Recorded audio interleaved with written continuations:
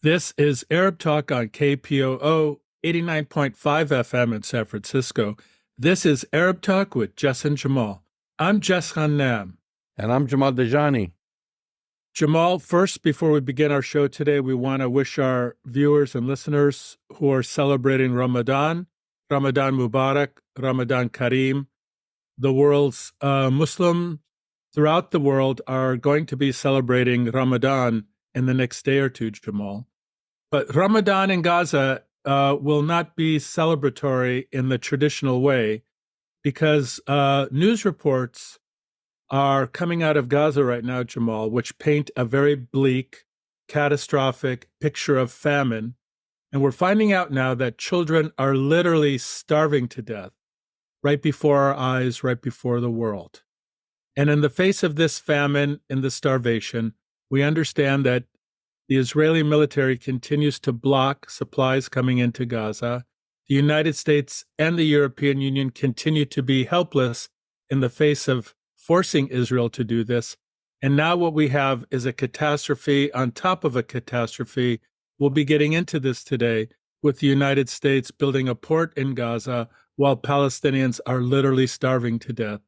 And to add insult to injury, one of the U.S. airdrops into Gaza landed on a house in Gaza and killed 5 Palestinians, including children, of food that was being airdropped into Gaza. So, Jamal, the situation is bleak. We're going to be talking about a lot of things today, including Biden's, there's no other way to put it, really disturbing State of the Union address in terms of what his plans are for the world, as well as for Palestinians in Gaza. We're going to talk about a leaked Israeli lobby presentation by famed Israeli pollster Frank Luntz, who basically urged U.S. officials to justify the genocide in Gaza with Hamas based on rape claims, and these rape claims which have been disproven multiple times over. So we'll be talking about that. But before we get to that, Jamal, we're going to hear an interview, very sad interview that you did with Dr. Rola El-Farra. She's a medical doctor from Houston. She's originally from Gaza. I actually know her family in Gaza, who's lost over 150 members of her extended family as a result of the genocide. She shared stories and explained why a permanent, not a temporary ceasefire is necessary. And she talked about the long-term health effects on Palestinians in Gaza. It's a very sad and profound and disturbing interview, but I'm glad we're going to be watching it. That's right, Jess. And of course, we have so many Palestinian Americans living in the United States, originated from Gaza. You could have almost any one of them who would tell you a story about losing family members. Every single one of them has lost family members, and their stories are horrifying. Let's watch and listen to Dr. Rola Al-Farra. In a recent joint media presentation given at the United Nations headquarters in New York, members of the Palestinian community who have been directly impacted by Israel's ongoing genocide in Gaza provided testimonies about the devastation and its effects on Palestinian women, children, and institutions. Dr. Rola El-Farra was one of the presenters. She's a medical doctor from Houston, Texas, whose family originates from Gaza and who has had more than 150 members of her extended family murdered during Israel's ongoing onslaught. Dr. El-Farra spoke to the victims' humanity with poignant accounts and pictures of the deceased from when they were still alive. Calmly transcending the magnitude of her loss, Dr. El-Farra stated the speaker's mission. She said, "Today, none of us are here for condolences. We're not here for apologies.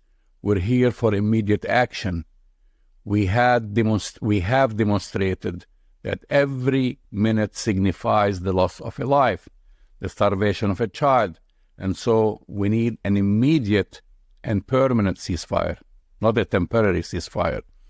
Joining us on Arab Talk is Dr. Rula Al-Farra to talk about generational extinction of families in Gaza. Welcome to Arab Talk, Rula. Thank you very much for having me.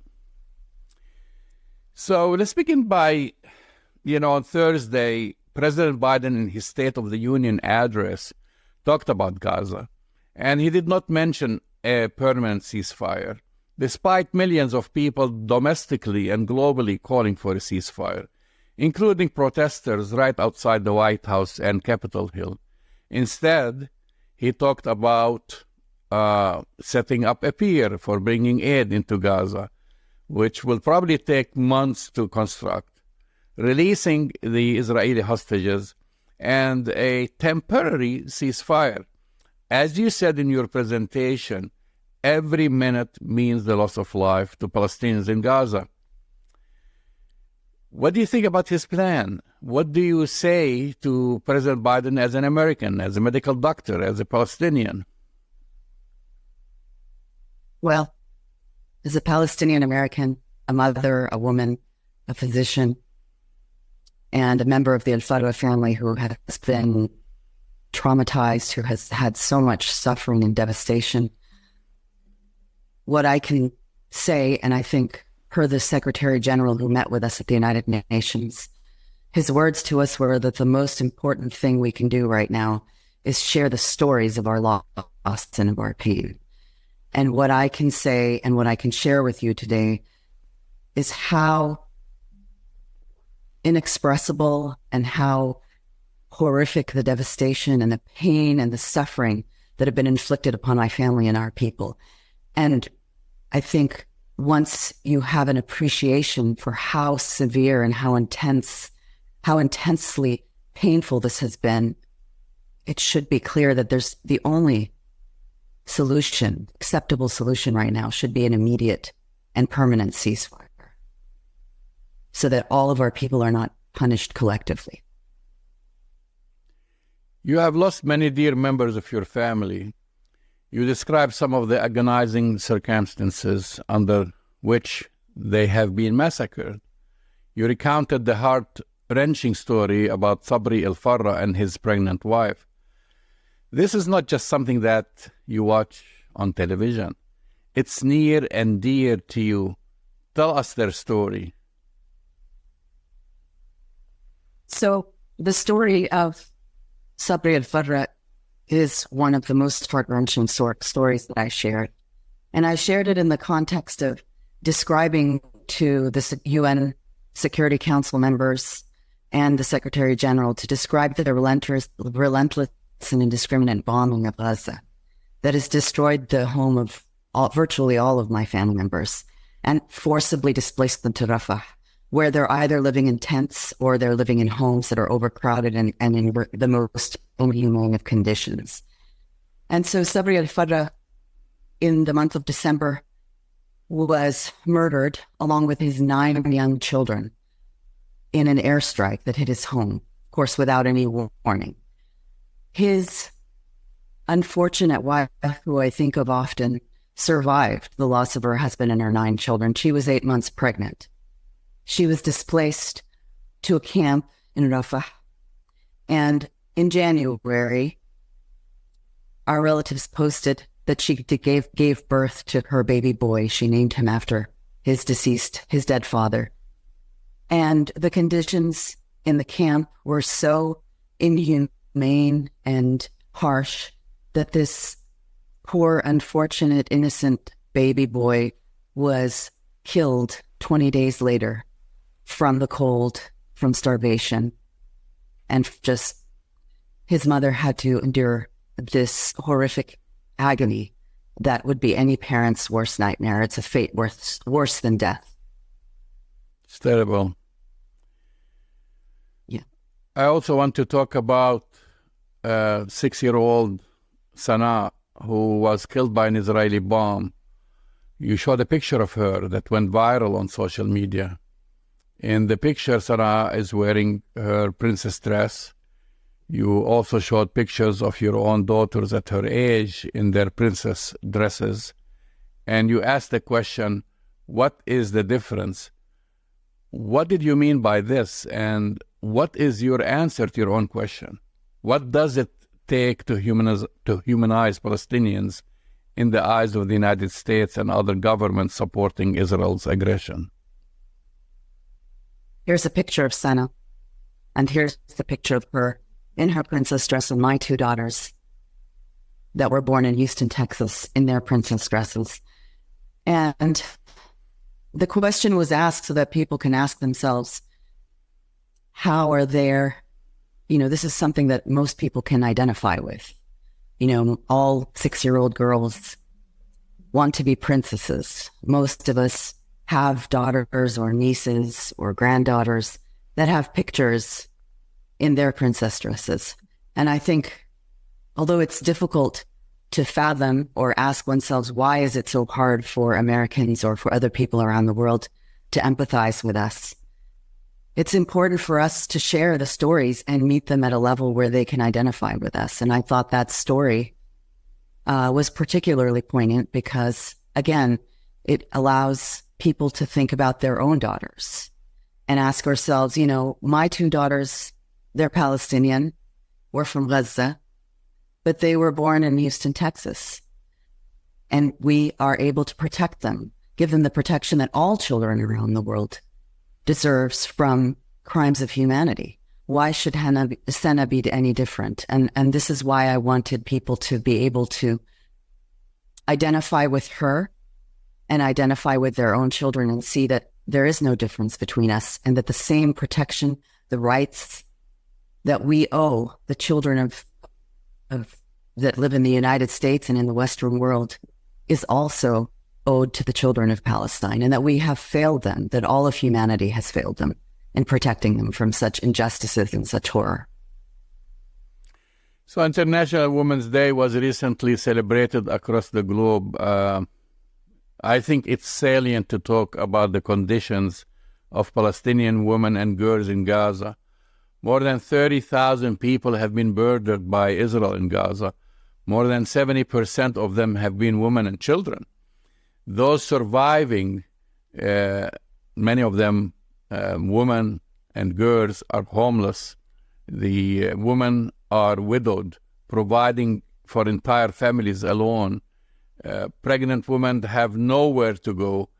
What are you hearing about their experiences, such as sanitary conditions, giving birth, caring for newborn infants? The plight of women and children is nothing short of a humanitarian catastrophe. And actually, as a women's health expert, I will be presenting to the United Nations next week, specifically on the impact of this horrific assault on women and children. We have many, many stories. Just to talk about women, first of all, my first cousin, Dr. Rola El-Farra, she's a dentist. She lost her husband. He was killed by an Israeli airstrike in his car while driving to see his parents to check on them because he hadn't heard from them. She's a widow. She has 3 very young children. She has sent letters that her children have written to her father, to their father, about the pain of their loss, how much they miss their father, that they will never forget that they will never forget him. I have a cousin, Iman Al-Fadra, who posted back in October that a woman down the street had given birth to a baby on the rubble of her destroyed home, asking other family members if anybody had supplies and clothing to assist that woman. I shared with you the story of Sabri Al-Farra's wife, Iman, who gave birth in the camps with no electricity, with no pain medication, no access to medical care, no clean water. So, the status of pregnant women having not received any prenatal care, giving birth without access to any emergency medical care is unfathomable. And the impact of starvation, women have higher nutritional requirements. The impact of starvation on pregnant women will significantly be felt for generations to come. Children have been living in complete horror. We have relatives who've texted the horrors of the Israeli bombardments, saying that even though they have been used to bombing for many, many years as Palestinians, all of the bombing is like nothing they've experienced, that all they do is pray all night. And despite their attempts to reassure their children cry and scream in fear all night long. We have relatives who have witnessed their mothers, being buried in the rubble, their sisters being completely shredded to pieces. We have mothers who have posted that they've lost all of their children, and widows, and children we've seen pictures of children who have lost both of their parents and have been orphaned. The scale of psychological devastation is unfathomable. It will plague us, the people of Palestine, the women and children, for centuries to come, for generations to come. The living conditions are horrific. They are going for more than 24 hours without any food. They haven't seen the most basic staples like flour, rice, sugar, salt, fruits, vegetables for months. Parents are unable to console their children who are crying from starvation and from thirst. There has been no access to recycling water. We've had a family who is infected with hepatitis A, the women and children as well.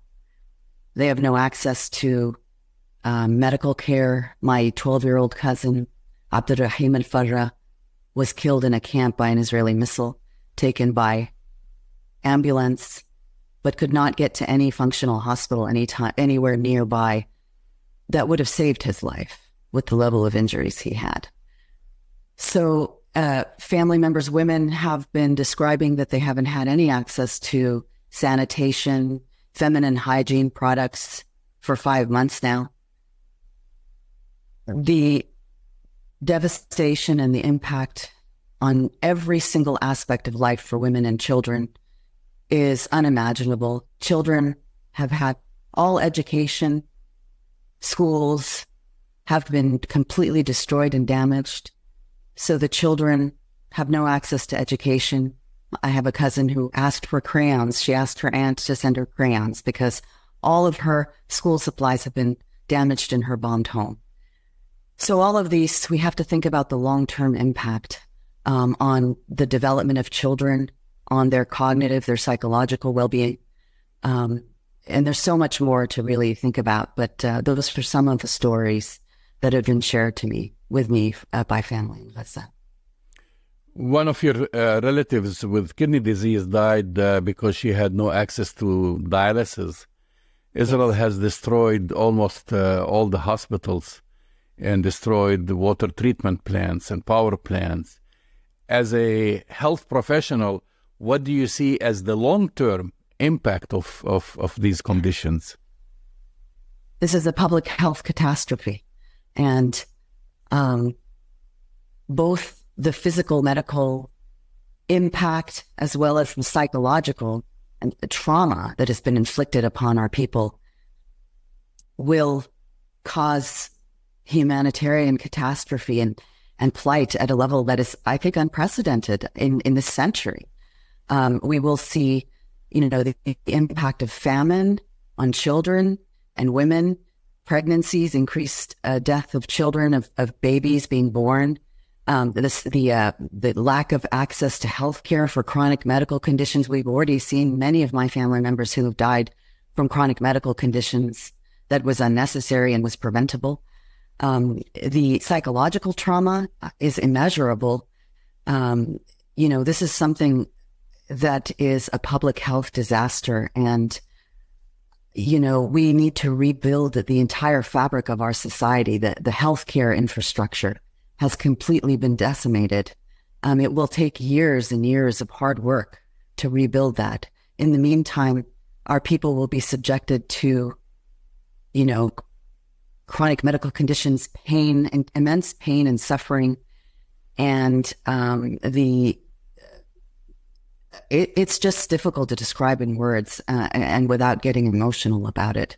I think all of us can appreciate that the people of Gaza and all of Palestine have been forever scarred. And we will never forget the immense horror that we have had to face. And still, most importantly, an end to this needs to come immediately before we can even begin to think about how much work and how difficult it will be to rebuild. But I will say that our people are resilient and that our people are strong and courageous.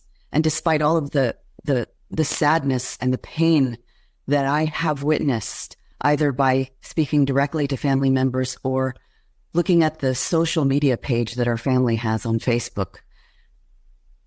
We will survive this, and we will come out of this even stronger, because we are a beautiful people. We value the beauty of our culture and of our history, and that we will be able to overcome this and fight for our basic rights, such as justice and independence and our right to self-determination.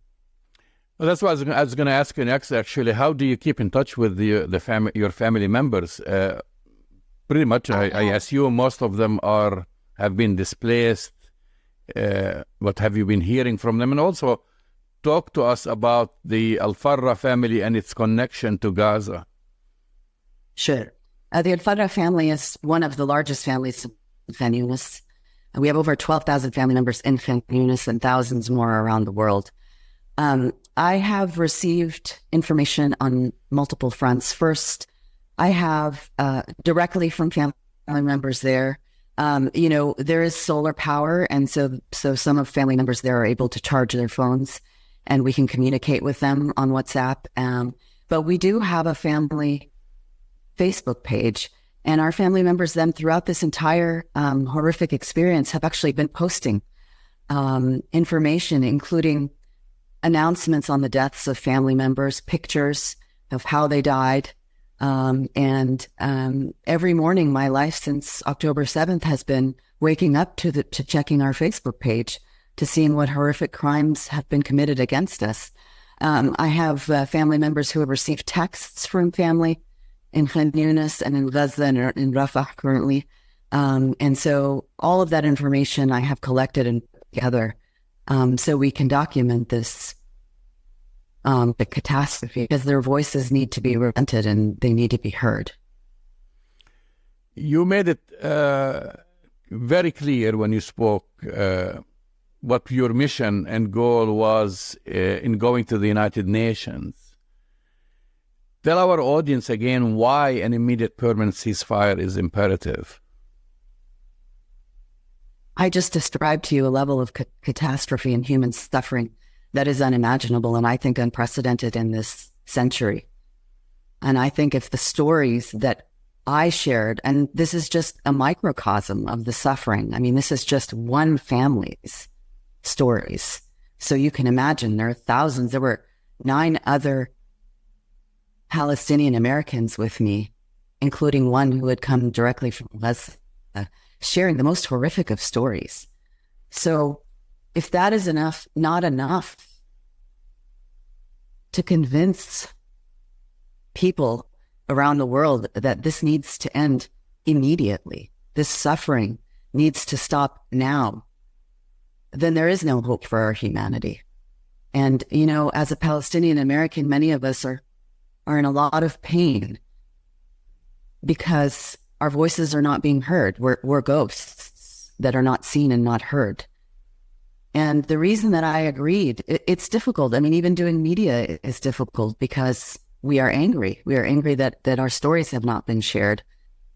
And, this is something that, but our Secretary General said to me that the most important thing we can do right now is share these stories, because these are real stories. We're not just numbers that are being murdered right now.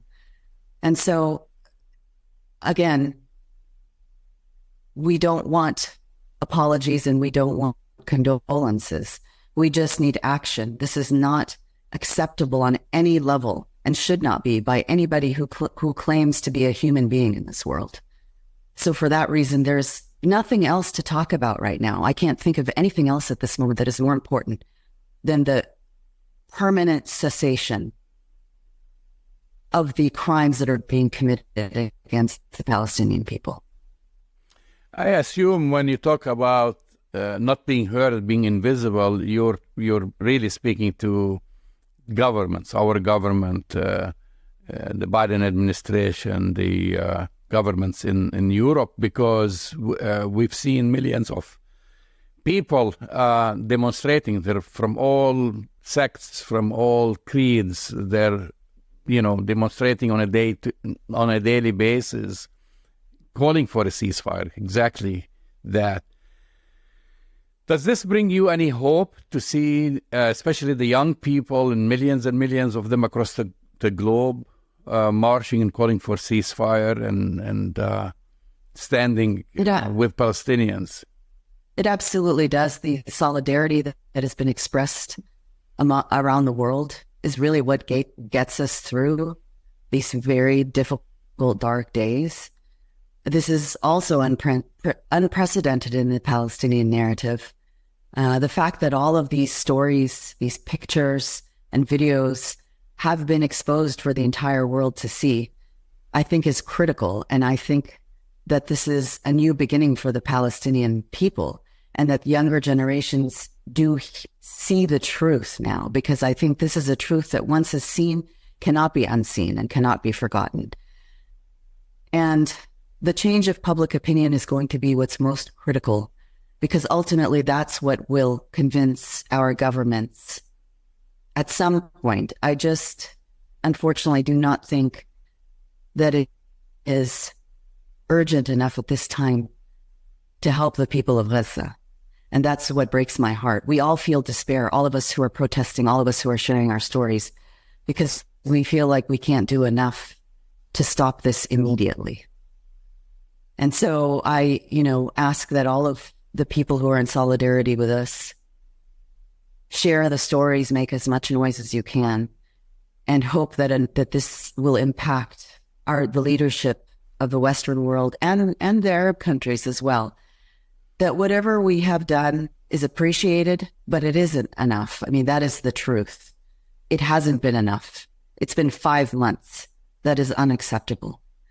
So whatever we need to do to bring an end to this immediately needs to be done for the people of Gaza and for all of humanity. You talked about Palestinians in Gaza are resilient, which they are, but there are fear that there is a plan of ethnic cleansing. Basically, I mean, it is ethnic cleansing, and this has been ongoing since 1948 for Palestinians in general, but that there is a plan to push them out. Earlier we were hearing to push them out into Egypt, and now there is actually a new analysis and reports that the plan to construct this humanitarian so-called pier might be also advanced into getting people to leave, because people draw parallels between this and what happened in the 80s in Beirut when the United States basically facilitated the eviction of the PLO from Lebanon into Cyprus, and that pier also is connected to the Cyprus story. Do you feel people in Gaza are resilient enough to withstand this and stay on their land, even though the country has been destroyed, or they can fall into a trap of being basically pushed out of the country and their homes? The resilience of the Palestinian people is something that has humbled me in ways that I can't even express to you. We have family members, for example, from the north of Gaza, who have texted that they will refuse to leave their homes, knowing what their fate would be, because they would rather die in dignity than to be forced to leave and be herded around like animals.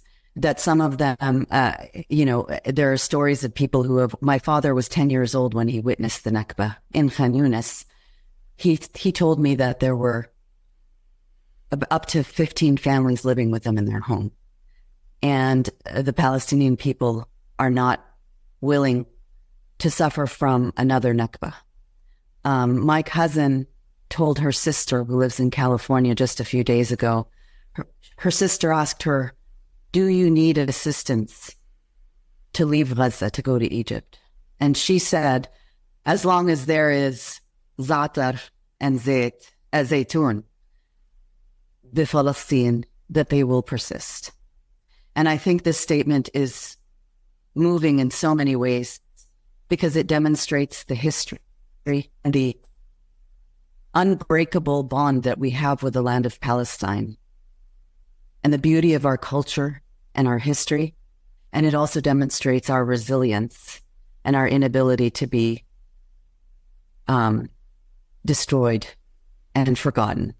So I will end with that story because I think it's a beautiful story that demonstrates how our people are willing to die for their homeland and to preserve their dignity. Dr. Rula Alfar, thank you for coming on Arab Talk.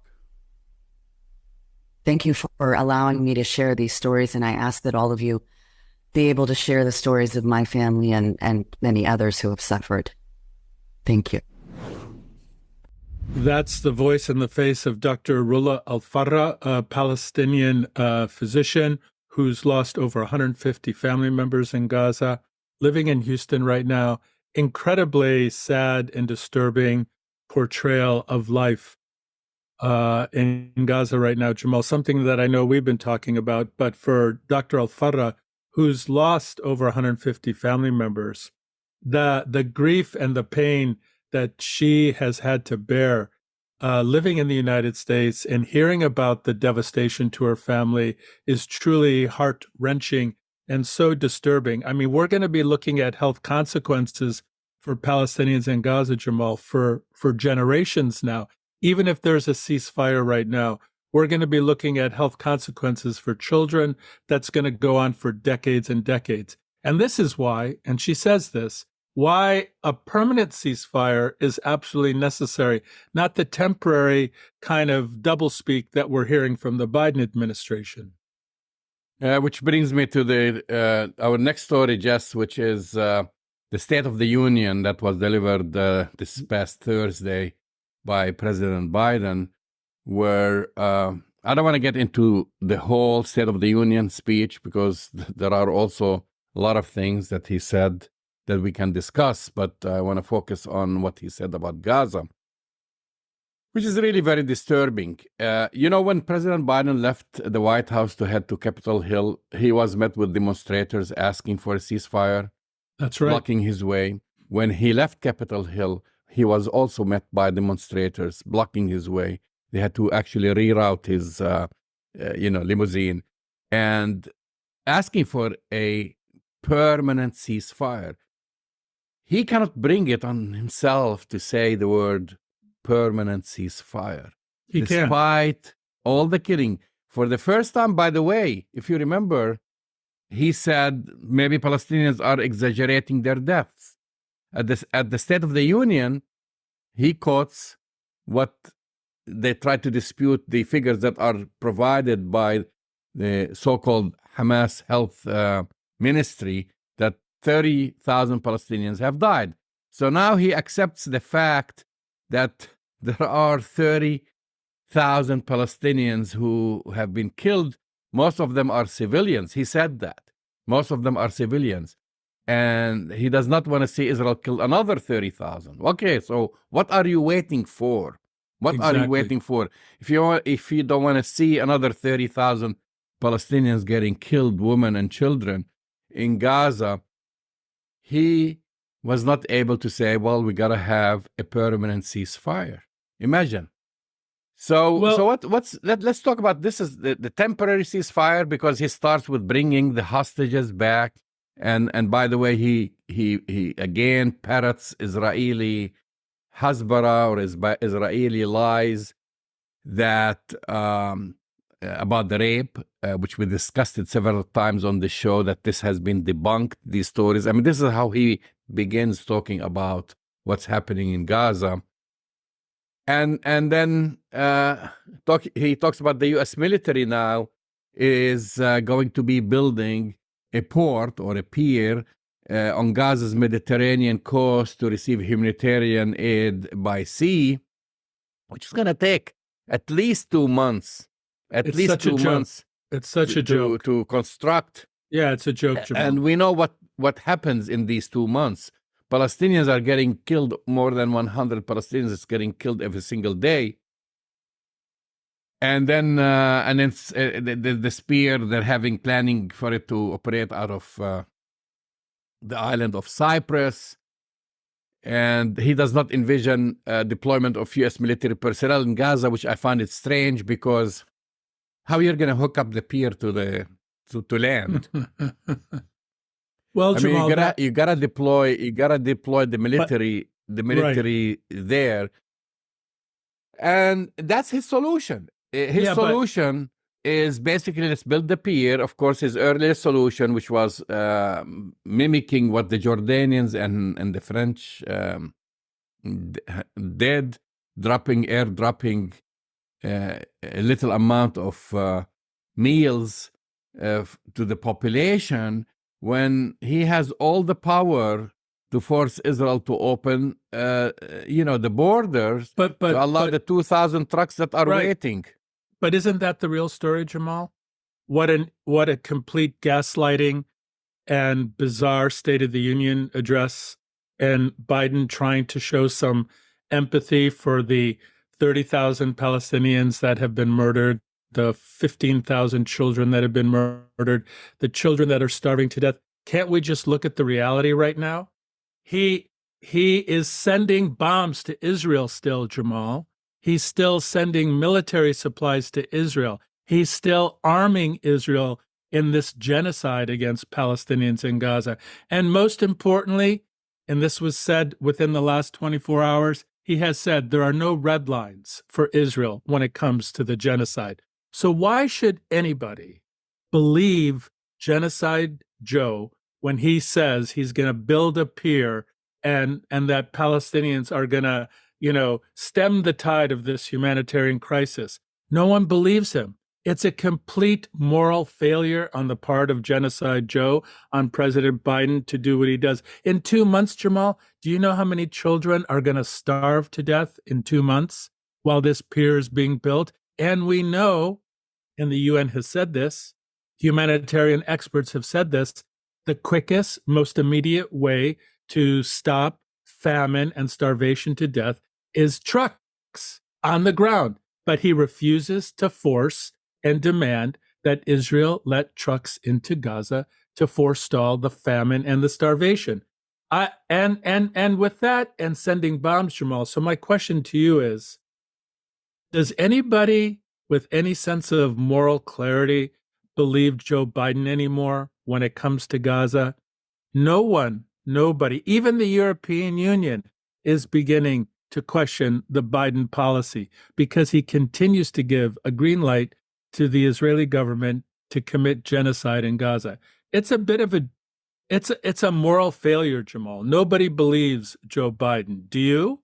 No one believes Joe Biden. And now we're finding out that he kept sending shipments to Israel, military shipments, bombs, bypassing Congress. I mean, most people continues to do that. Yeah, most people heard about the initial shipments and authorization to send them more arms and etc. But actually, I think more than 100 shipments were sent to Israel to replenish their supplies. More bombs, more 2,000-ton bombs to give them to drop on the people in Gaza. And then he wants to airdrop a few meals that last only one day to a very small percentage of the population.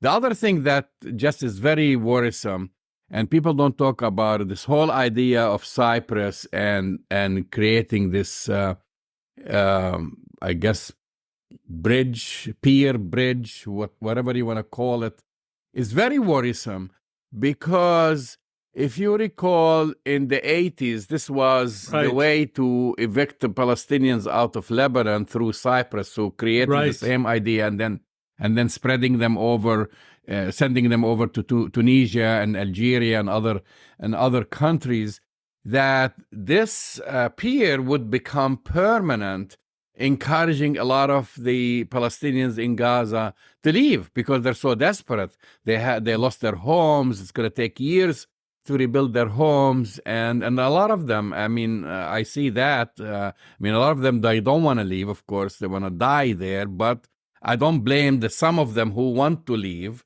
because, their lives have been destroyed. So there is something else behind that, aside from humanitarian aid And this is something that actually Israel planned for Gaza before October 7th, when the pressure was on it to allow more aid and to open the airport that it has destroyed, or to create a port for Gaza. They were talking about having a port in Cyprus where the Israeli military will inspect every shipment going into Gaza. They'll actually redirect it to Ashdod, inspect it, and then send it into Gaza, kind of like at a transition point. Cyprus will be used as a transition point. And lastly, what I want to talk about also in this whole corridor, when you have it under the control of the United States and Israel, which that's what you're going to end up with. This is also the sea corridor where you have the gas beneath the Mediterranean that the United States eyes, and Israel, of course, eyes, and the large oil companies, the Chevrons and the Exxons, are keeping an eye on. So I just don't look at it as a simple humanitarian act. Let's help, if you really want to help them, first, ceasefire. Second, let the trucks in. They have all the shipments there. You have 2,200 trucks are stuck at the border. Instead of coming with this crazy idea that's going to take 2 months, it's going to cost more money. It's gonna,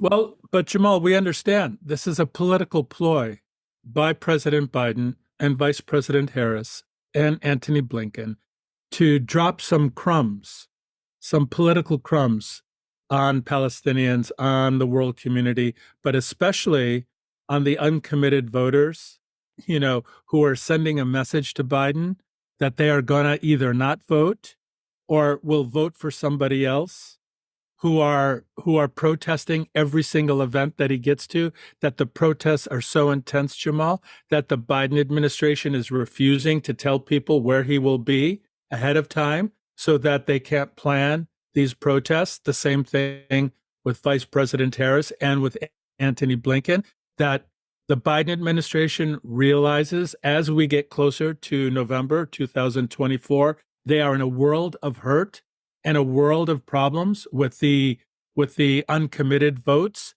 that are sweeping the country right now.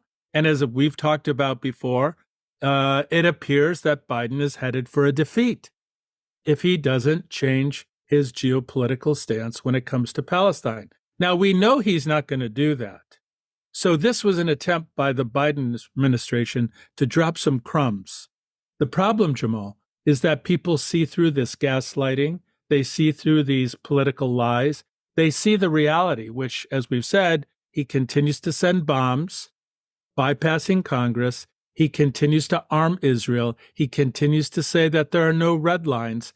And the idea, while Palestinian children are starving to death, that he would create this pier that takes 2 months. Do you know how many children are going to starve to death, Jamal, in 2 months while they're waiting to build the United Nations pretty much has declared Gaza that there is a famine in Gaza. Yes. I mean, and several other organizations, they've now talking about a famine, and he reads this and he hears this from his aides. And that's why he's coming with, he basically, this is what I think about where the Biden administration is miscalculating. They believe they have months, like they can lull the people and 2 months to build the pier. And then he'll come out as a hero, rescuing the people in Gaza, bringing them sacks of flour and rice and water and so forth. And then he will be forgiven right here in this country, and those uncommitted voters will go back to him. It's not going to work, Jamal. People don't buy it. I'll tell you something about the uncommitted. The uncommitted voters are people who are very clear, who are very unambiguous, who understand the dynamics of the Biden lies and what Biden is doing to support the genocide in Israel. They're not going to accept these crumbs, just like the Arab world, people in the street, not necessarily the leadership, obviously, is going to accept this. And so Biden continues to undermine the possibility of him having a second term. I will say this, as I've said before, that when Donald Trump is elected president in 2024, the Democrats will only have to blame themselves for this. They have no one else to blame. They will try to blame uncommitted. They'll try to blame Arab Americans. They'll try to, whoever they try to blame. But it's clear that the only people to blame when Donald Trump is reelected in 2024 will be Joe Biden, Kamala Harris, and the Democrats themselves. They are the only ones to blame for this moral failure. And I'll tell you, Jamal, the uncommitted votes, the peace activists, the pro-Palestine solidarity activists are only growing because they listened to the State of the Union address and they saw right through it. They didn't buy the BS of trying to somehow build this pier. People understand that it takes 2 months. And even the amount of food that can be brought in on ships doesn't even compare to the amount of food, water, and medicine that can be brought in by trucks. And we also know, we need to say this, Jamal, Israel continues to block the trucks from Kerem Shalom as well as Rafah with Egypt every single day. Every single day. They're blocking food, water, and medicine. And this is the reality on the ground that people see. Moving on to our next story, Jess, which is an important story because we've been talking about this debunked rape story that Israel now, by the way, just want to remind our listeners and viewers, no one hears about the 40 babies and the 40 beheaded babies. They don't hear about it anymore. Which was the headlines, which was also parroted by President Biden, that he saw pictures, which he never saw any pictures. So not a single media outlet is talking about that. So they moved on now to this debunked rape story, and which was debunked by several organizations. And no evidence has been provided, including when the United Nations presented their findings. They said, we are citing Israeli sources and we have not been presented with any evidence or any material to support it. So now here is the newest, which is leaked Israel lobby presentation, which urges U.S. officials to justify the war on Gaza with the Hamas claims. And again, kudos to the Gray Zone, which obtained slides from a confidential Israel lobby presentation based on data from Republican pollster Frank Luntz. They contain talking points for politicians and public figures, and of course the media, seeking to justify Israel's assault on the Gaza Strip. So here they are. Here we go again. This is from two prominent pro-Israel lobby groups, which held a private briefing in New York, basically coaching elected officials and well-known figures on how to influence public opinion in favor of Israel's military rampage in Gaza, and really to justify the genocide.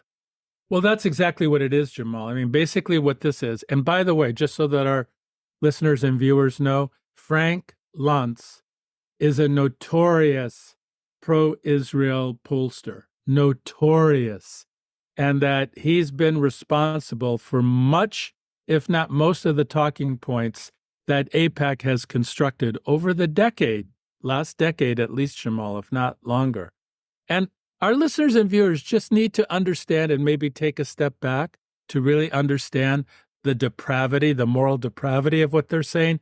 Even though this information has been debunked, even though this information has been shown to be false, even though this information has been retracted, we have Frank Luntz and AIPAC, and by the way, both for Republicans and Democrats to push the debunked Hamas story to justify the genocide.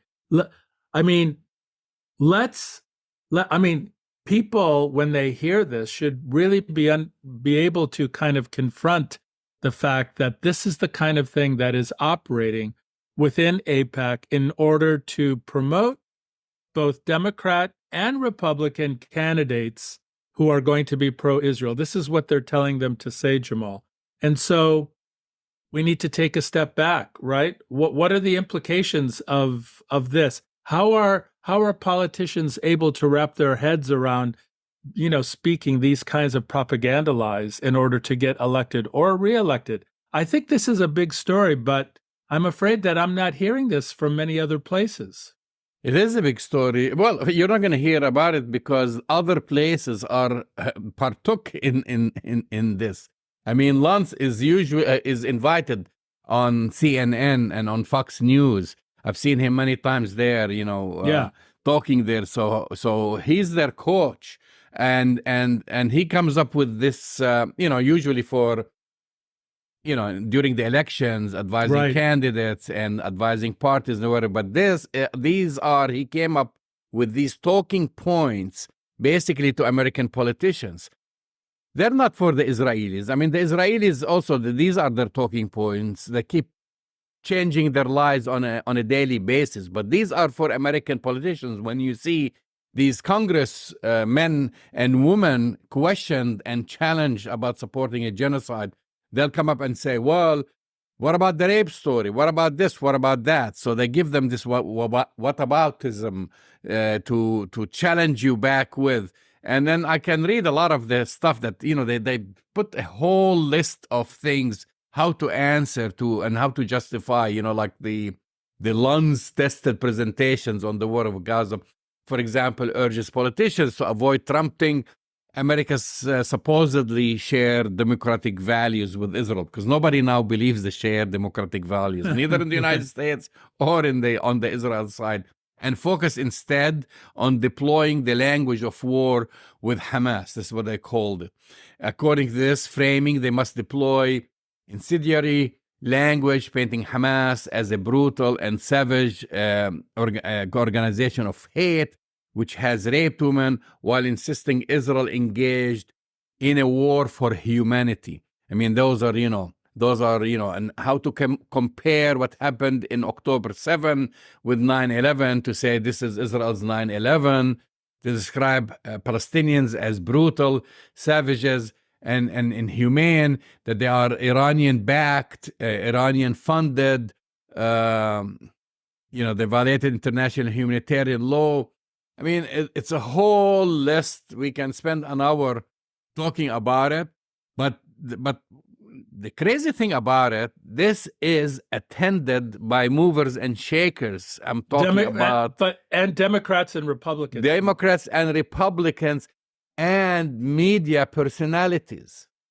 Exactly. This is why, Jamal, you're right, this is why this being exposed is going to further create this malaise for the American voter, and especially progressive American voters coming up.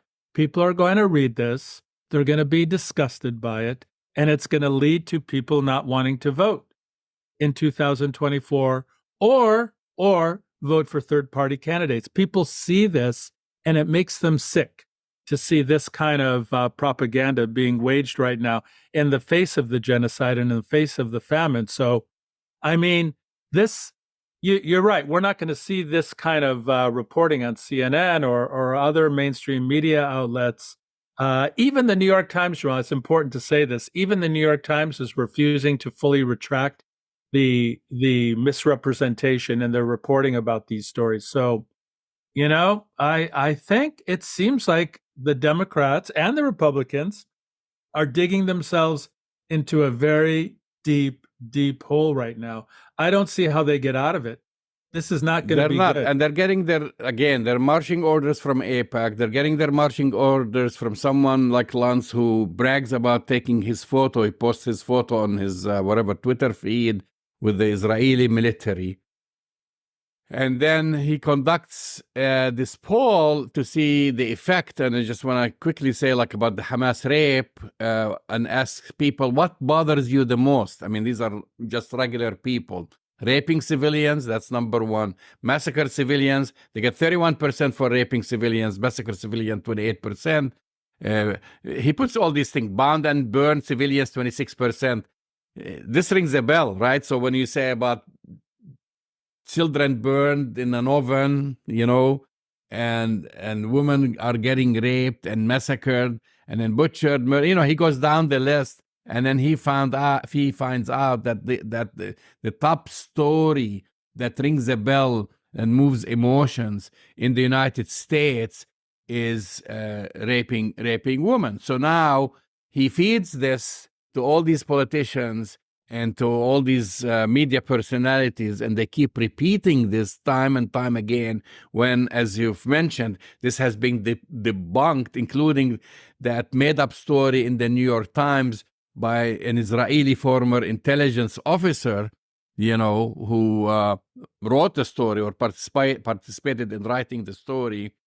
And now they find themselves, like, again, last week I've mentioned, it took the New York Times 1 whole year to apologize for the lies of Judith Miller in Iraq. Right. So I think that's what they're doing, because they know now this is not the time. They'll wait 1 year after Israel is totally destroyed, just like what happened in Iraq. 1 million Iraqis were killed, to say, oops, we made a mistake. Our sources were incorrect. Well, this is why people don't trust the New York Times. This is why people don't trust government anymore.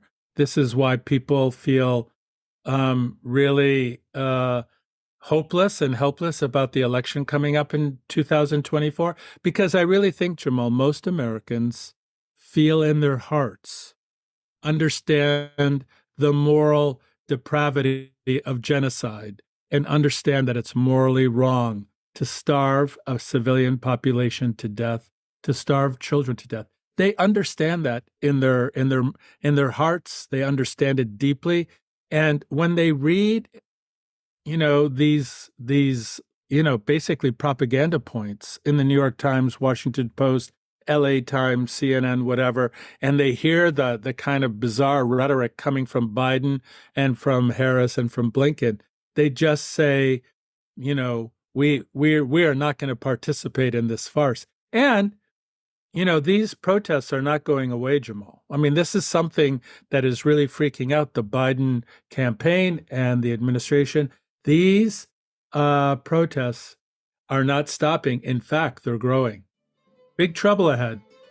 You've been listening to Arab Talk on KPOO San Francisco, 89.5 FM. Go to our website, arabtalkradio.com, to download the latest shows, and we'll talk to you next week. See you next week.